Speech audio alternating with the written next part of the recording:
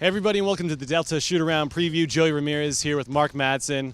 Mark, it's Halloween. We got to bring in the scariest guy that we know, and that is you to break down today's game. First, I'm not even wearing the mask yet, Joey. We saw how you played in the mid-2000s. We know you're a scary dude. I've changed. I've mellowed out as I've been married about 3 years now. So, Mark, speaking of scary, LeBron James is quite a scary player to be scheming against. Luckily for you guys this season, he is on this team. What has he brought so far, 7 games in? LeBron has brought leadership. He's brought intensity, and he's really brought a tremendous presence to our team, to our locker room, to the community, the organization. You look at his performance, and you look at how he makes everyone around him better. It's special, and it's rare to be around a player of his caliber, one of the greatest that's ever played the game. Now, Brandon Ingram is a guy who we have not seen too much of this season, but he returned last game. He had a nice outing, 24 points in just 25 minutes. Where does Brandon fit in within this roster construction, and what do you want to see out of him in year 3?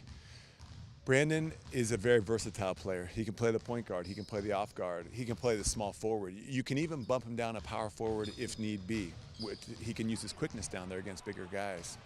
And so I think for Brandon, the sky's the limit. He's put in another tremendous amount of work over the summer, which I think is starting to bear fruit. Obviously, against Minnesota, he played phenomenally. A little bit of foul trouble, I think. We had to pull him out a couple times, but he can make the tough pass in the pocket. He can extend you out to the three-point range, and he can rebound.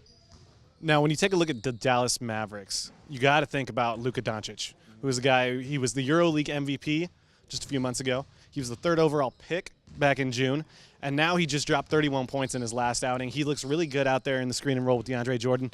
What impresses you most about Luka?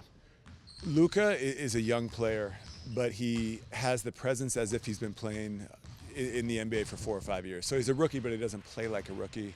The EuroLeague is a tough league, and so he's been playing against a lot of ex-NBA players, a lot of guys that are just right there to make the NBA, so they take their career to Europe. And so Luka he's learned a lot over there, and it shows with the way he plays in the game. And he's 19. The youth factor. He is 19. He will get better. We're going to have our hands full. We're going to do everything we can to slow him down and to stop him. Mark, Halloween, what's your favorite Halloween costume you've ever had? What's my favorite Halloween costume? Yeah. I was a jailbird way back in the 5th grade. Yeah. All my friends, we started wearing the stripes and had a little bit of fun with it. Do you think who do you think would be the scariest player on this team if you had to pick one? That's tough because really, when our players step onto the court, they go from being very nice, cordial, gentlemen, to being tough, intense competitors. You could probably say any one of the guys, and that's meant to be a compliment.